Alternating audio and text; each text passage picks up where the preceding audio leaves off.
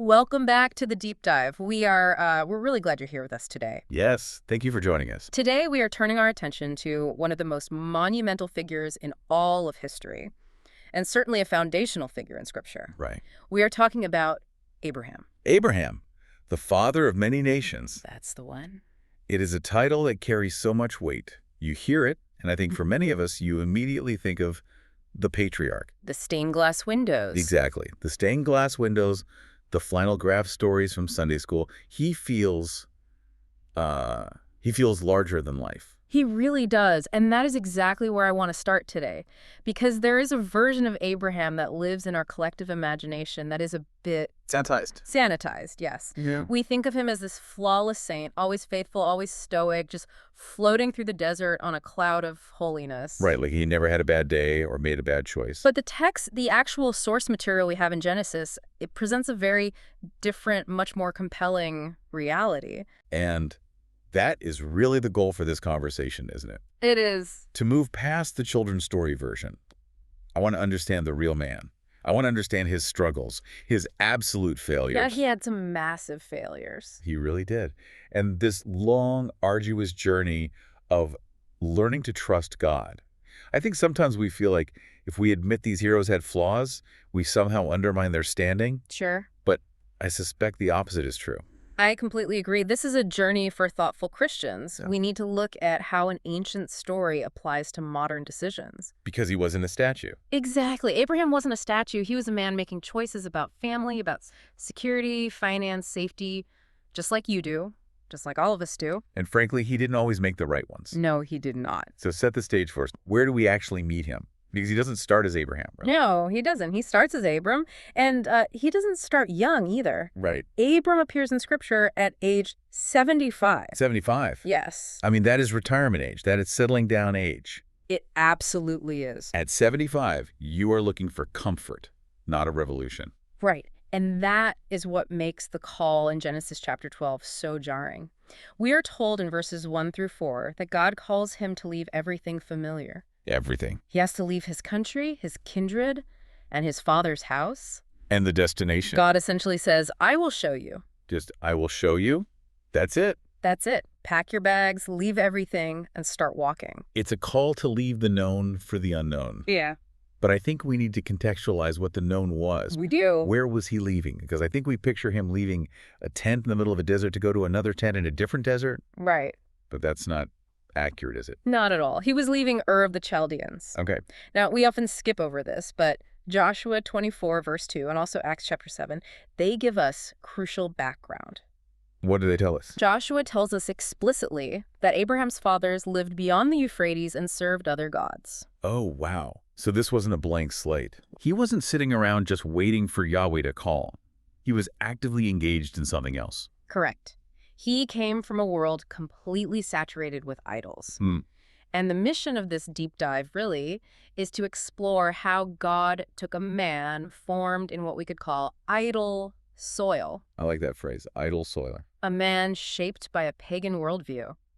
And how God reshaped history through a promise to this specific man. Let's dig into that idle soil a bit. What was life like in Ur? It was incredibly significant. It's because, again, I think we imagine a primitive setup. Right, a few huts and some sheep.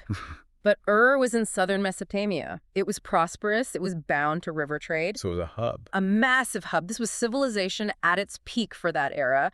Archaeologists have actually found two-story houses there. Two-story house. Yes, with complex legal documents, mathematics, sophisticated plumbing even. Wow. But religiously, it was completely dominated by the worship of heavenly bodies. The stars and the moon. Specifically the moon god, Nana. Nana was supreme there. Yeah. The great ziggurat of Ur was the center of life. So, if he is worshiping the moon god, or at least living in a culture where the moon god dictates the calendar, the politics, the economy. Which it did. When we say he was called to leave, he wasn't just leaving a location. No. He was leaving a system.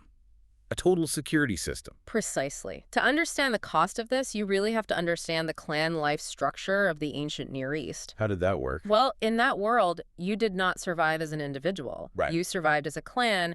Extended families pooled their labor. They guarded the herds together. There was safety in numbers. Exactly. If you got sick, the clan took care of you. If you were attacked, the clan defended you. So your 401k, your police force, your health insurance, your identity, All of it. that was your family. That was the clan. Security came exclusively from the group, and household loyalty was cemented by oaths and shared altars to these household gods. So they were bound religiously and practically. Yes. So when God calls him in Genesis 12 to go from your country and your kindred, It's a rupture. it is absolute social suicide. It is a tearing. It is a tearing of the most fundamental ties of safety a human being had in that world. Yeah. God was demanding that Abram loosen his grip on every visible form of security. His kin, his land. His established wealth, the protection of the moon god, to grasp a promise he couldn't even see yet. That is terrifying. Honestly, if I put myself in his sandals, it feels totally reckless. Why would anyone do that? That is the mystery of the call of God. It disrupts. Yeah. And it brings us to the significance of the names, because names in Genesis aren't just labels. They were identities.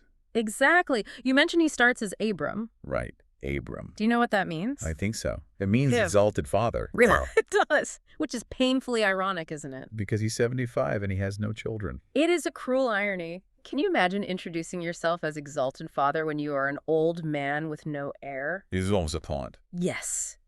Every time someone called his name, it was a reminder of his failure, of his barrenness. And in that culture, having no heir was devastating.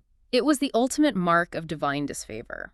But then, later in the story, in Genesis 17, verse 5, God changes his name, To Abraham. which means father of many nations. But he still doesn't have the kid yet, right? Exactly. That is the kicker. He still doesn't have the fullness of the promise realized when the name changes. Wow. He is given a bigger title before he sees the bigger reality. It requires so much faith to walk around with a new name that sounds even more ridiculous than the first one. It really does. But it's not just him. We have to talk about Sarai. His wife, Her name changes to Sarah. which means princess. Yes. Now, what is the significance of that specific change? I mean, princess sounds nice, but does it carry theological weight? It carries immense weight. It indicates that she is folded into the promise. How so? In that culture, if a wife was barren, a husband might look elsewhere for an heir. Which we will see Abram try to do later. We will definitely see that. But by renaming her princess, God is saying she isn't just an accessory to Abraham's story. She is central to it. She is the mother of nations and kings. The royal line will come through her specifically. It creates a theological marker, doesn't it? It says the promise isn't just about biology. It is about God's specific election. It does. These names, Abraham, Sarah, they don't just describe their present reality, which was barrenness. Right. They announce a future that is anchored entirely in God's character. Like Isaiah 46 says, God declares the end from the beginning. The name is a flag planted in a future that God guarantees. Even if the present looks totally empty. That's beautiful. Yeah. So they leave Ur, they leave the ziggurat, they take these new identities, or at least the promise of them, Yes. and they head to the land God shows them, Canaan. And I think this is another place where we romanticize the story. Oh, absolutely. We imagine them arriving in this paradise. Ideally, it's green, lush, and completely empty, just waiting for them to move in. And the reality was it was a patchwork of other peoples. It was occupied. Very much so. The Canaanites were there. The Perizzites were there. There were fortified city-states and petty kings all over the place. So Abraham enters this land not as a conqueror, No, not at all. He enters as a stranger, a sojourner, living in tents. living in tents, moving from place to place. Genesis 12, verses 6 through 9, describes him passing through the land. He doesn't own any of it. He is literally camping in it. It is like setting up a tent in someone else's backyard and being told, someday, this will all be yours. But right now, the owner is staring at you from the kitchen window. Exactly, with a spear in his hand. So the promise is, I will give you this land. But the reality is, you are a homeless nomad surrounded by potential enemies. That is the tension of his entire life. The promise of land, seed, and blessing faced immediate, severe stress. And it wasn't just the political landscape, was it? No, No. it was the physical landscape. Famine strikes almost immediately. We will get to that famine, because I know that is a huge turning point. It is. But before we get there is one more contextual piece we need to set up, the religious context of the land he entered. Right. We talked about the idols of Ur. But in Canaan, he meets a very different kind of figure, Melchizedek. Yes. Genesis 14 introducing Melchizedek is absolutely fascinating. He just appears out of nowhere. He does. He is the king of Salem, which likely later becomes Jerusalem, and he is the priest of God Most High. So he is a priest king. Right. And that combination is rare and incredibly significant. Usually those roles were separate, right? Almost always. Yeah. You had a king for war and law and a priest for the gods. The roles were distinct, but Melchizedek embodies both. Why does that matter for us? Because it plants a seed. It plants a seed for the Messiah's priesthood. Ah. Psalm 110 verse 4 later picks this up, saying the Messiah will be a priest forever in the order of Melchizedek. Joining royal authority and priestly intercession. Yes. It is interesting that Abraham recognizes him, isn't it? He doesn't treat him as a pagan priest. Exactly. Abraham recognizes that this man serves the same God, or at least that his priesthood is valid. He pays tithes to him. He does. It is a moment where we realize God has not left himself without a witness, even in pagan Canaan. So even in the background characters of this ancient story, God is sketching the outline of Jesus. That is incredible. Okay, so we have the setting, Ur to Canaan, idols to promise. Let's look at the narrative arc itself. Let's do it. The call happens in Genesis 12. God says, go. And the promise is massive. It is a sevenfold promise. God says, I will make you a great nation. I will bless you. I will make your name great. You will be a blessing. I will bless those who bless you, and him who dishonors you I will curse.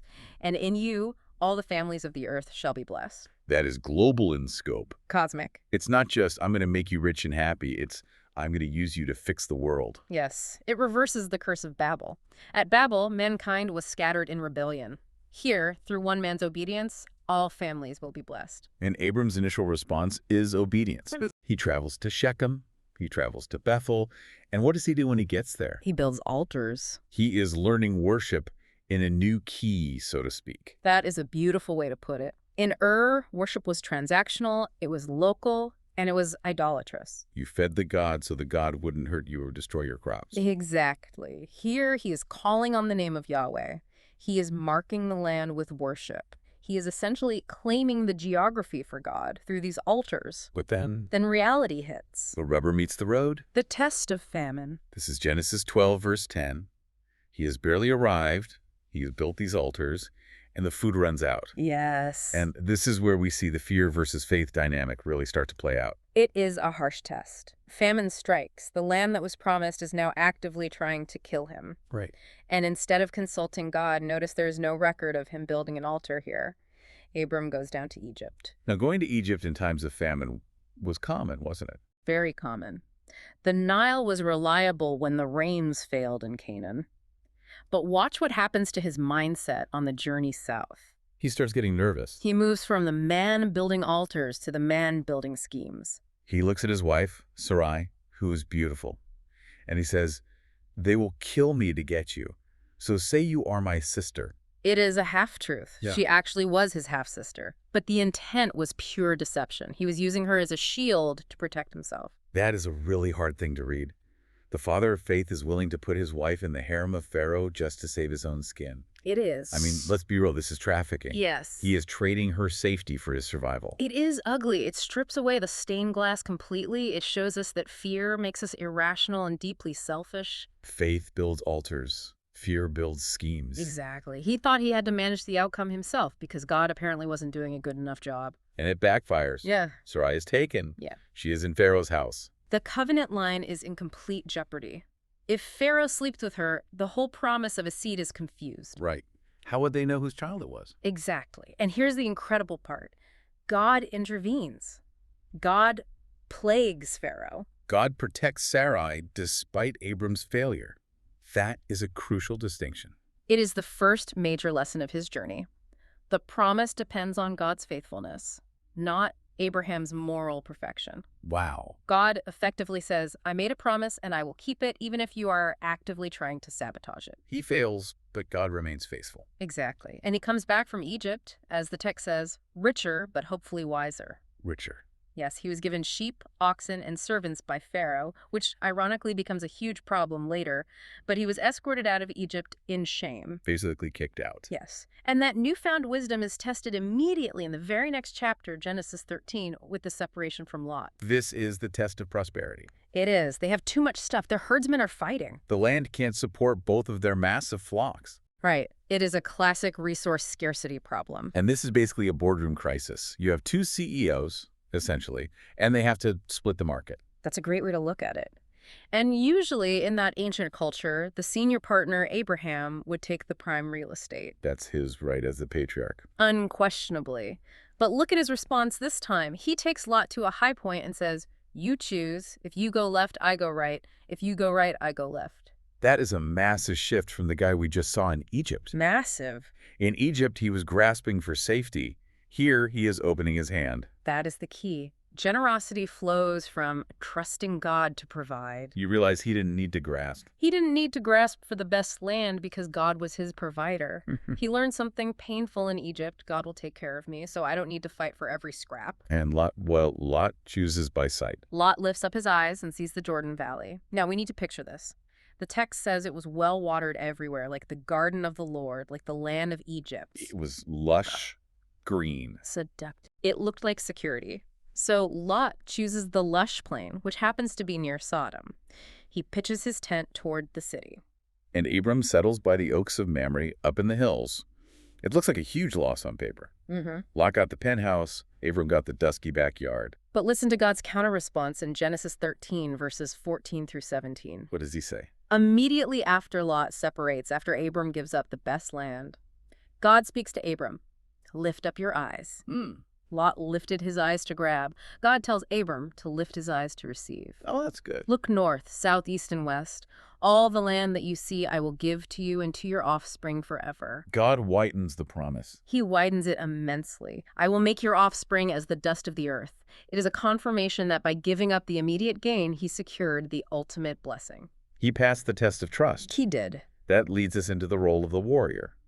Because Lot's choice to live down near Sodom gets him into some serious trouble. Big trouble. Genesis 14 reads like an ancient action movie. It really does. This wasn't a small tribal squabble over a well. This was a regional war.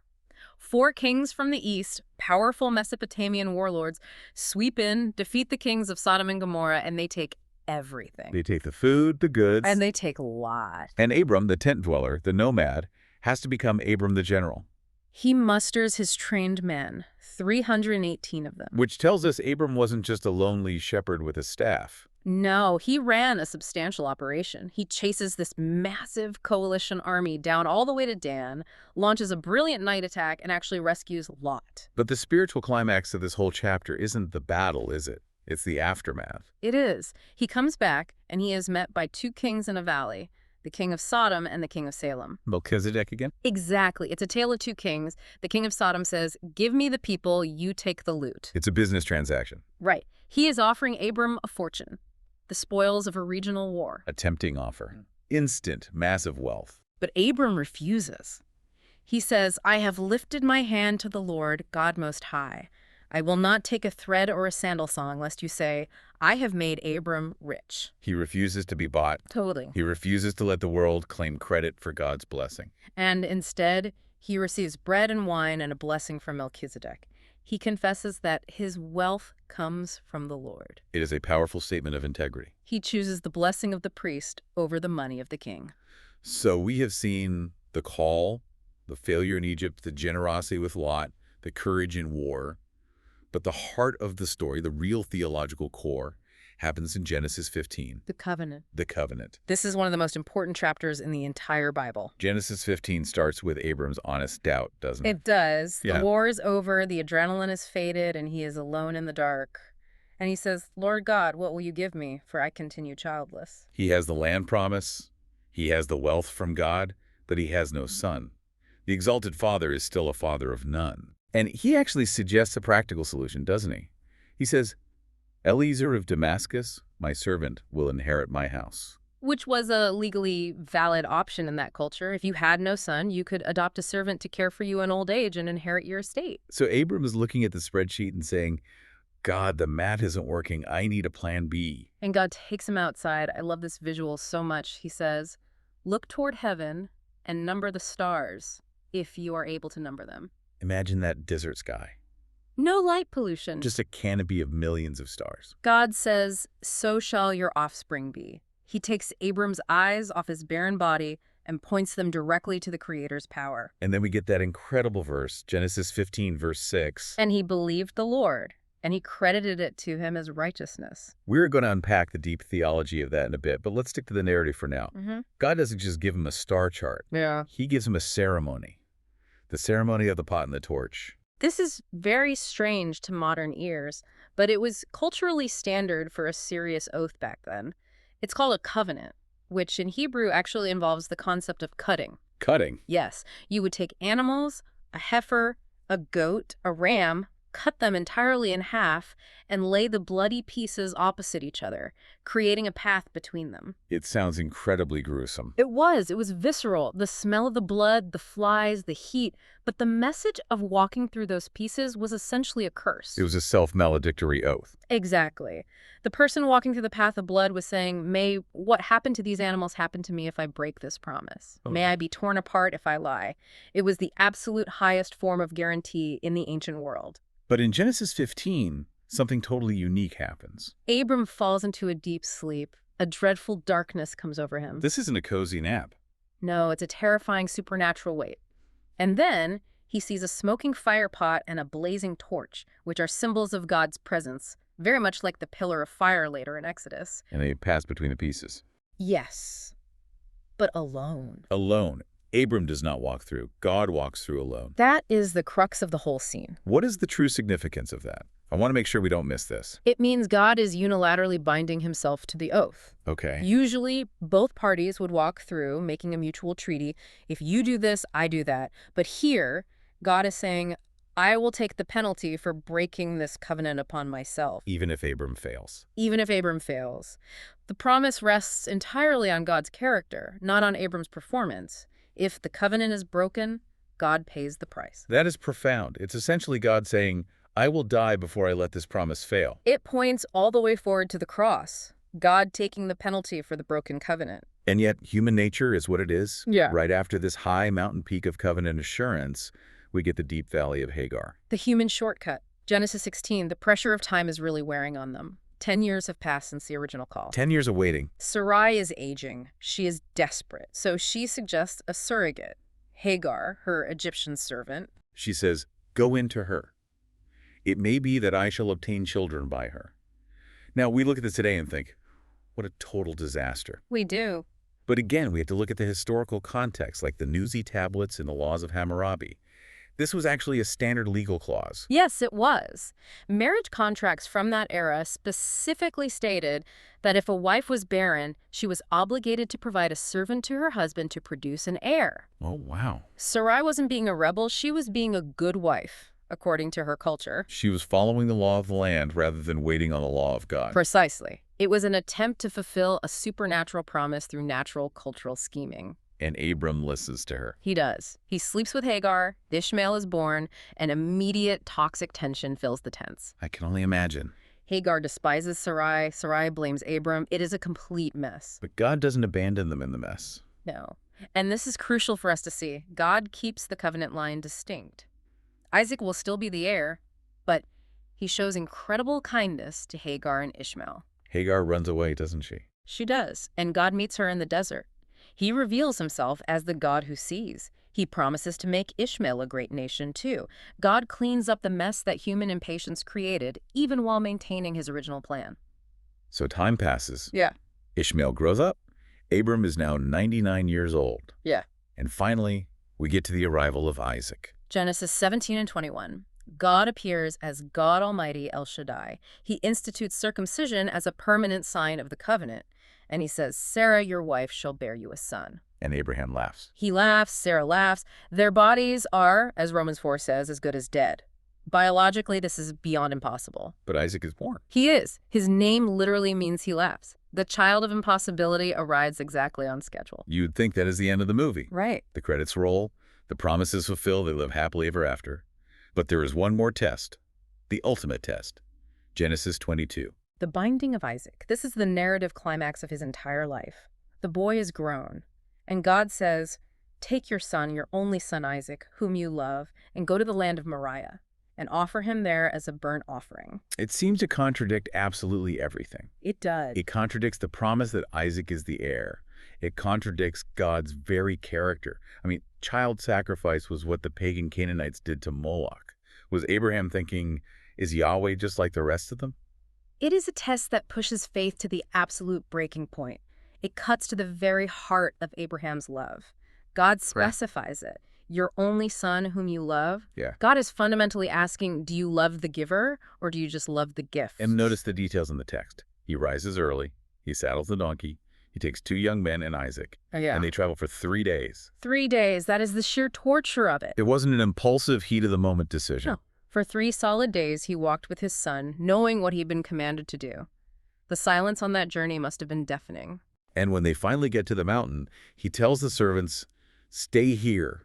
The boy and I will go over there and worship and come again to you. Come again to you, plural. He expected to come back with Isaac. This is the key to understanding the whole event. We don't have to guess what he was thinking. Hebrews 11, verses 17 through 19, tells us exactly what was in his mind. What does it say? It says Abraham reasoned that God was able to raise him from the dead. He believed in resurrection. He believed that since God promised the eternal line would come specifically through Isaac, and since God cannot lie, then if he killed Isaac, God would have to bring him back to life. That is staggering. That is the level of trust he had reached over these decades. He trusted God's promise more than the physical reality of death. And as he actually lifts the knife, The angel of the Lord calls out, Abraham, Abraham, do not lay your hand on the boy. and Abraham looks up and sees a ram caught in a thicket by its horns. Jehovah Jireh. The Lord will provide. A substitute is provided. Isaac is spared. The ram dies in his place. And the pattern of Abraham's life is confirmed. Promise announced, faith exercised, weakness exposed, mercy given, and ultimately, hope fastened to the provider. It is an incredible story. But now I want to pivot a bit. Sure. I want to unpack the theology behind all this.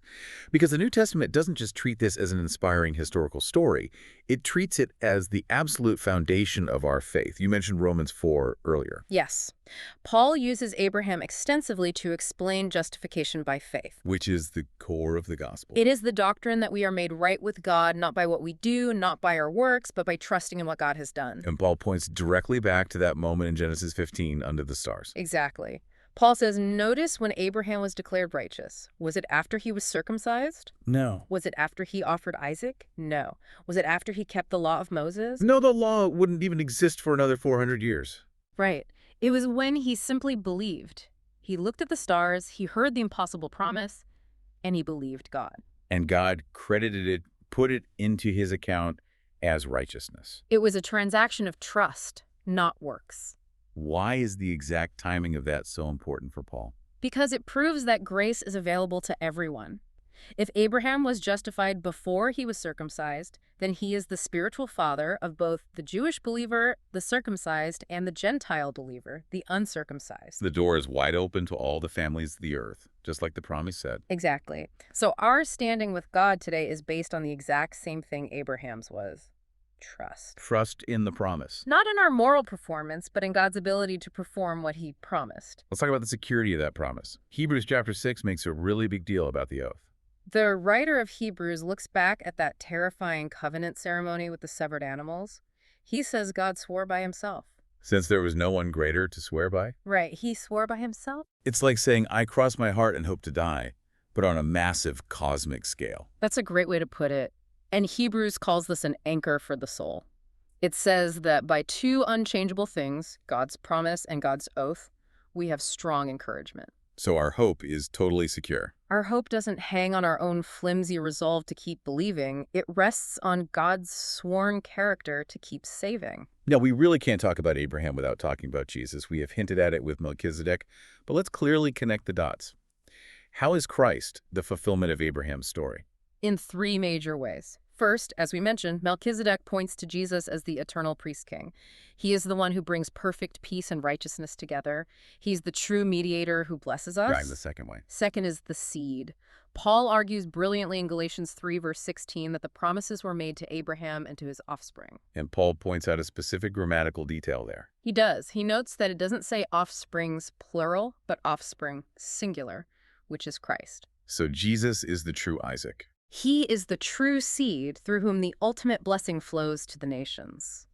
Abraham was merely the vessel. Jesus is the substance. And a third connection. Moriah. Think deeply about the image there on that mountain. A father willing to sacrifice his beloved son. The son carrying the wood on his own back up the hill. It's the gospel. It's perfectly parallel. It is the shadow of the cross. But on Moriah, the human son was spared, and a ram was provided as a substitute. On Calvary, the divine son was not spared. God the Father actually did what Abraham was exempted from doing. Yes, he gave his only son. The ram caught in the thicket points directly to the Lamb of God. That genuinely gives me chills. It shows that this wasn't just a random cruel test for an old man. It was a play act of the central event of human history. Absolutely. God was acting out the gospel centuries in advance, and it leads us to the future hope. What do you mean by that? Abraham wasn't just looking for a small plot of dirt in the Middle East.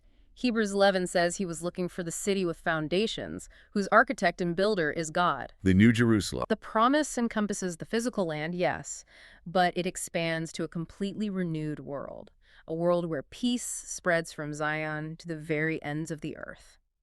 Abraham lived as a nomad so that we could become citizens of that eternal city. So we have the history, the narrative, and the rich theology. But now I want to bring it down to the listener. Let's do that. How does the life of a nomad from 4,000 years ago apply to me sitting in my office or driving in my car today? I think the first practical lesson is about trust in ordinary choices. Look back at the interaction with Lot. The choice over the land. Right. You face Lot moments all the time. What does a Lot moment look like today? It's a promotion at work that requires compromising your family time. It's a financial decision where you can cut a shady corner to get ahead. We feel the intense pressure to grasp. We think, if I don't take this advantage right now, I'll lose out. Exactly. But Abraham teaches us that faith frees us from grasping. If you truly trust that God is your provider, you can afford to be generous. You can let someone else take the credit at work. You can take the lesser portion. Knowing that God can bless the dusty backyard far more than the luxurious penthouse. That is a powerful reframing of human ambition. What about the failure in Egypt? What is the daily lesson for us there? Integrity under pressure. Egypt teaches us that fear always whispers that we must compromise to survive. If I tell the truth, I'll get fired. If I'm honest about this big mistake, I'll lose my status. And so we spin the half-truth. We become Abram saying, she's just my sister. But the lesson is that truth-telling is an act of faith. It is you saying, I will speak the truth and trust God with the fallout, rather than lying to manage the outcome myself. It's believing God can protect your career or your reputation better than your own clever schemes can. Precisely. And that connects directly to the idea of worship and ambition, doesn't it? The meeting with Melchizedek. How so? Well, after his biggest victory, Abraham worships. He gives a tenth of everything. Worship recalibrates us. It reminds us that all wealth comes from the Lord. It stops us from getting arrogant. Yes. It turns our possessions into instruments of generosity rather than scorecards of our success. I think the hardest lesson for me to apply, though, is the patience. The waiting room. Between age 75 and 100. That is 25 years. That is a terribly long time to wait for a baby. It is an agonizing wait. A long time to wait for a prayer to be answered or a situation to change. It is. And the lesson is that biblical waiting is not passivity. It is not just sitting on the couch checking your watch. During those 25 years, Abraham was walking blameless before God. He was busy. He was training his household. He was digging actual wells. He was interceding for the city of Sodom. Exactly. Waiting is discipleship. It is being faithful in the long silence. It is training our households in justice and mercy while we wait for God to finally move. Just because God is silent doesn't mean he is absent. That is so encouraging. And finally, the lesson of Moriah. Hope anchoring obedience. This is the deep end of the pool. Sometimes God asks for things that simply don't make sense. Costly obedience. Giving up a lifelong dream. Moving to a new place. Staying in a hard marriage. And we can only do that if we are completely confident that God keeps his word. Trials can be altars. They are the places where our fear finally dies and our true trust rises. Abraham walked down that mountain with a depth of knowledge of God that he never could have had if he just stayed in the comfort of his tent. He knew God experientially as the provider because he desperately needed provision. Exactly. You can't know him as the provider until you have a need you cannot meet. This has been a true deep dive. We have gone from the pagan idols of Ur to the bloody altar of Moriah. It is an incredible sweeping arc. A man called from idols, given a word that broke his old ties. He walked through famine, he walked through folly, he walked through literal battle. And through it all, God was patiently shaping him. And the connection to us is that we are fellow pilgrims on that exact same journey. We are. We are counted righteous by trusting the exact same God.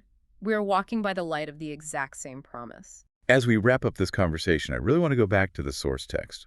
There is that beautiful, quiet moment in Genesis 15 where the whole foundation is laid. Yes, let's read it. Yeah. This is Genesis 15, verses 5 and 6. He took him outside and said, "Look up at the sky and count the stars, if indeed you can count them." Then he said to him, "So shall your offspring be." Abram believed the Lord, and he credited it to him as righteousness. That is the anchor for everything. It truly is. And so, for you listening today, I want to leave you with a blessing based on this incredible journey of Abraham. May you find the courage to walk by the light of God's promise rather than by sight. May you trust the Lord who provides, knowing that he who called you is faithful to keep his word. Grace and peace to you.